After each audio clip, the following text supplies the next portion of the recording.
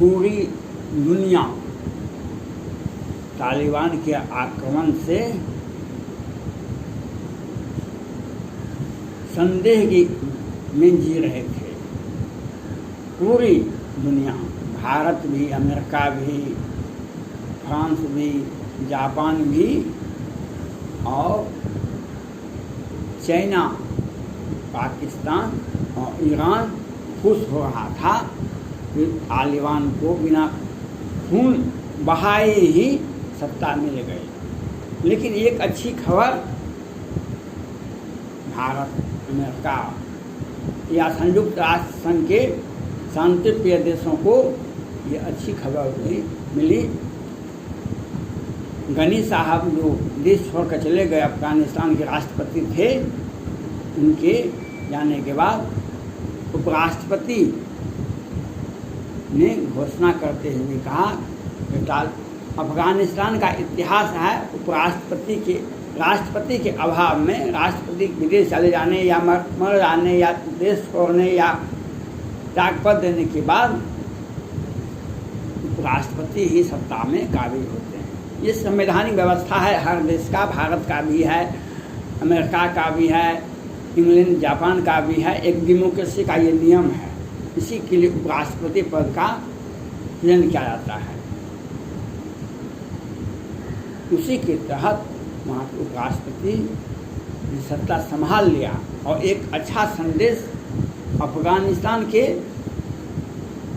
सेना को, अफगानिस्तान के नागरिकों को, अपना अफगानिस्तान के सभी जनता को एक अच्छा संदेश दिया कि आप व्याकुल नहीं हो, आप शांति से रहें।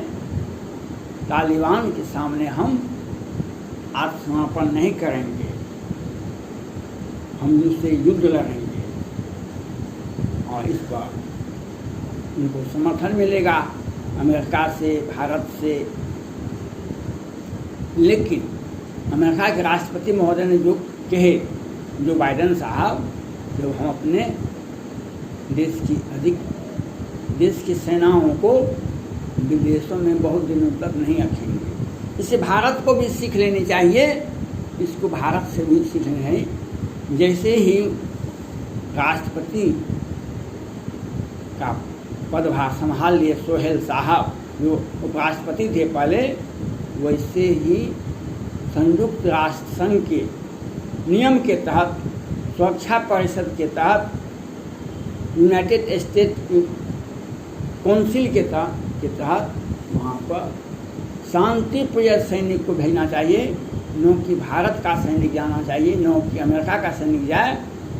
वहाँ पर संयुक्त राष्ट्र संघ के नियम के तहत शांति सैनिक को भेजना चाहिए, जिससे अफगान की जनता अगर नहीं लड़ेगी तो भारत की जनता, भारत का सैनिक या अमेरिका का सैनिक कितने दिनों तक लड़ेगी और क्यों लड़ेगी?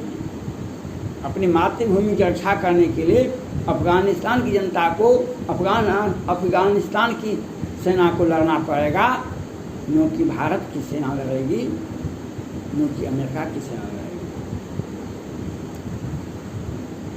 चीन और पाकिस्तान और ईरान इससे बहुत खुश थे। जो तालिबान बहुत कम खून बहाए सत्ता मिल गया, वे बहुत खुश थे। भारत और अमेरिका बहुत चिंतित थे। क्या 1000 करोड़ का प्रोजेक्ट वहाँ पर अमेरिका ने लगाया था, भारत ने भी लगाया था। और तालिबान की वहाँ जो नेता हैं, उन्होंने कहा कि भारत आकर के यहाँ पर जितने प्रोजेक्ट लगाए हैं उसका पूरा करें, भारत को कोई दिक्कत नहीं होगा। उन्होंने तो यहाँ तक कह दिया जो जम्मू कश्मीर द्विपक्षीय वार्ता के तहत सुलझाना चाहिए। लेकिन ये तो अच्छी बात बोले, लेकिन उनकी जो मंशा थी और उन्होंने जो सहजता के साथ अफगानिस्तान में सत्ता हासिल कर ली, उसके पीछे चीन, पाकिस्तान और ईरान का हाथ था। इसके लिए भारत वह गनी साहब तो वहाँ पर लड़ ही नहीं पाए। जो भी परिस्थिति रहा हो, उनको देश नहीं छोड़ना चाहिए था, लेकिन उपराष्ट्रपति ने सत्ता संभाल कर अफगानिस्तान की जनता को एक अच्छा संदेश दिए, दुनिया को एक संदेश दिए। जिस तरह से महाभारत में जब युद्ध होता है, कौरव की सेनाएं हार जाती है, कौरव का वंश का नाश हो जाता है, युद्ध लगता है तो सत्य की जीत होती है। तो उन्होंने जो किया, भारत का और अमेरिका को भी यह चाहिए, संयुक्त राष्ट्र संघ के सुरक्षा परिषद की विशेष बैठक बुला के संयुक्त राष्ट्र संघ की सेना को वहाँ पर शांति सेना के रूप में भेजना चाहिए।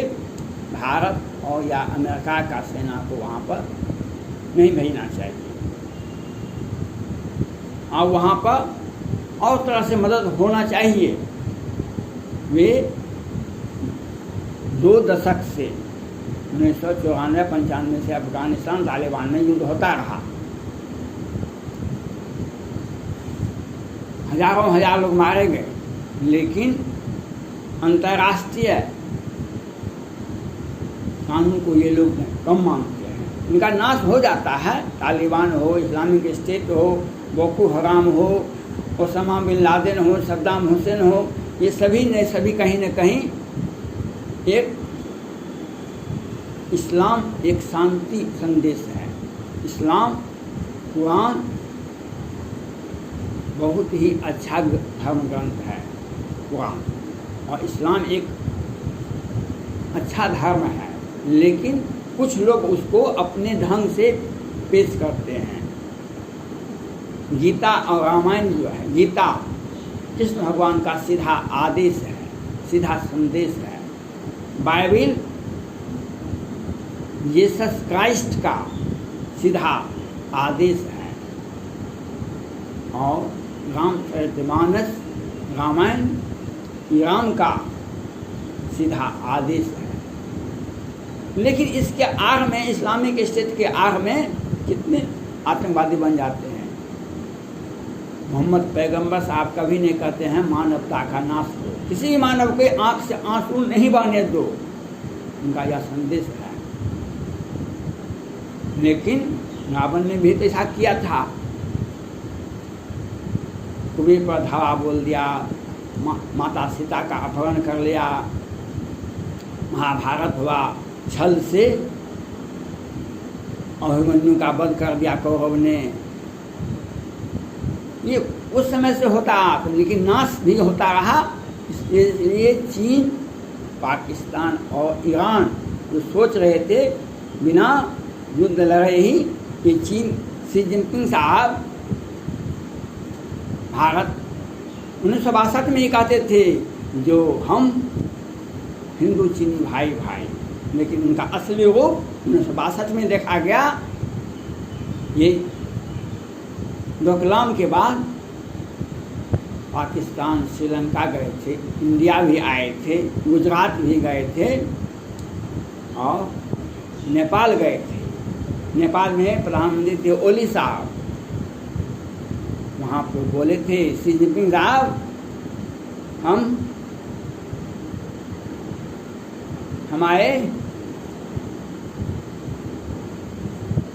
हमारा जो विरोध करेगा उसकी हड्डी पसली हम तोड़ देंगे। और वही बोले थे तो बहुत सीधा बात, बहुत साधारण बात, लेकिन वही बात चीन की सेना ने किया था। लेह लद्दाख पेंगोंग झील पर शाम के अंधेरे में भारतीय सेना पर हमला कर दिया। भारत के 20-25 सैनिक मारे गए थे और भारतीय जवानों ने चीन की ये हस्त कर दी, जो इतिहास ही उसका बदल गया। चीन विश्व की आधी आबादी के लगभग है और उतनी ही सेना भी है। वह छोटे छोटे देश के सामने अपनी विशाल सेना को खड़ा करके उसे भयभीत कर रहा था, जो हमारी सेना इतनी है, पहाड़ को हिलाना आसान है, लेकिन PLI को, चीनी सेना को हिलाना आसान नहीं। यही संदेश वो उसका मीडिया शी जिनपिंग साहब जो राष्ट्रपति हैं वे कहते थे, लेकिन भारतीय सेना ने, भारत के माननीय प्रधानमंत्री जी ने एक ही नीति में चीन का इतिहास को बदल दिए, जो आज चीन कहीं भी, अब तालिबान के पीछे जाइएगा, नहीं तो इंडिया के पीछे थोड़े आइएगा, तालिबान के पीछे जाइए, पाकिस्तान के पीछे जाइए, क्योंकि आप कहीं भी युद्ध दिन को उजाले में नहीं लड़ सकते हैं, रात के अंधेरे में लड़ सकते हैं, तालिबान के पीछे जा सकते हैं, अफगानिस्तान को मदद नहीं कर सकते हैं, जो अलगाववादी देश है, जो अराजकता है, जो आतंकवाद पैदा करता है। अब चीन का इतिहास वह हो गया जो उसके पीछे पीछे, लेकिन अफगानिस्तान के उपराष्ट्रपति ने जो पदभार संभाल कर देश और दुनिया को, अफगानिस्तान जनता को और वहाँ की सेना को संगठित कर उन्होंने कहा कि हम सत्ता नहीं सौंपेंगे, तालिबान को युद्ध से युद्ध लड़ेंगे। यह एक अच्छा संदेश हुआ। चीन और पाकिस्तान और ईरान सबको एक ठोकर लग गई। और मैं अमेरिका के राष्ट्रपति जो बाइडेन साहब से और भारत के माननीय प्रधानमंत्री नरेंद्र मोदी जी से अपील कर रहा हूँ, आप उसे हर तरह से मदद करें, लेकिन भारतीय सैनिकों को, अमेरिका के सैनिकों को मत भेजे। संयुक्त राष्ट्र संघ के शांति सेना को वहाँ भेजने का प्रयास करें, क्योंकि युद्ध लंबा होगा, हमें पाकिस्तान और चाइना से युद्ध लड़ना होगा। हमें अपने सैनिक को मातृभूमि की रक्षा करने के लिए भारत की सेना है, अमेरिका की मातृभूमि की रक्षा करने के लिए अमेरिका की सेना है। इस बात वहाँ के जो नागरिक बोलते हैं उसका बात का मैं समर्थन करता हूँ। और भारत के माननीय प्रधानमंत्री नरेंद्र मोदी जी से अपील करता हूँ, भारतीय सेना को मत भेजिए। संयुक्त राष्ट्र संघ के नियम के तहत, वहाँ के 4 सुरक्षा परिषद के कानून के तहत अफगानिस्तान को मदद कीजिए, अफगानिस्तान को मदद कीजिए, न कि भारतीय सेना को भेज करके वहाँ पर मदद कीजिए। धन्यवाद।